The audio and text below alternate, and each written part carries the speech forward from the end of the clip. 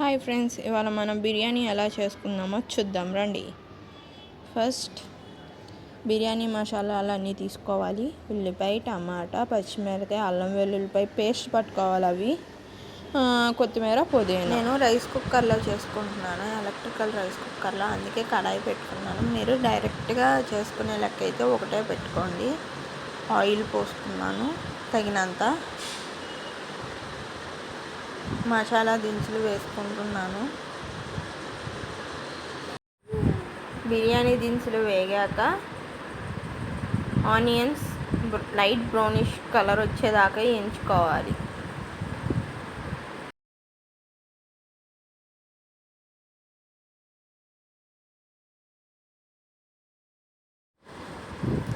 Onions brown colour వచ్చాక tomato వేసుకోవాలి. Tomato మగ్గాక కొంచెం అల్లం వెల్లుల్లిపాయ పేస్ట్ వేసుకొని కొంచెం వేగనివ్వాలి, స్మెల్ వచ్చే వరకు.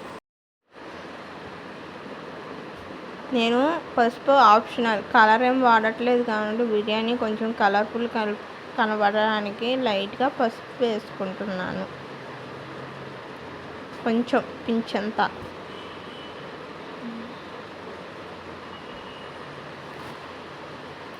తర్వాత కొత్తిమీర,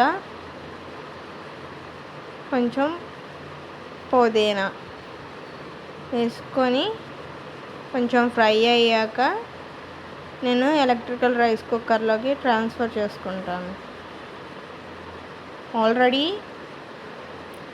ఎలక్ట్రికల్ రైస్ కుక్కర్లో ఎసరు పెట్టేసుకున్నాను, బియ్యం కడిగి పెట్టేసుకున్నాను. ట్రాన్స్ఫర్ చేసేసుకొని కాగున్న నీళ్ళల్లోకి ట్రాన్స్ఫర్ చేసుకున్నా కదా, అది కలిపేసుకొని కొంచెం సాల్ట్, కళ్ళుప్పు వేసుకొని కలుపుకొని అలా కలామలా మరిగేదాకా మరిగించుకొని అప్పుడు రైస్ వేసుకోవాలి.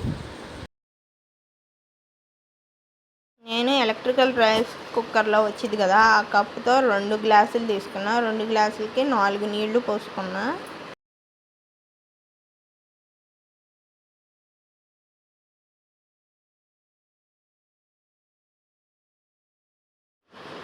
రైస్ బాయిల్ అవుతుండగా గరం మసాలా వేసుకోవాలి, 1 టేబుల్ స్పూన్ వేసుకొని బాగా కలుపుకొని మూత పెట్టేసుకోవాలి. మగ్గనివ్వాలి రైస్ని.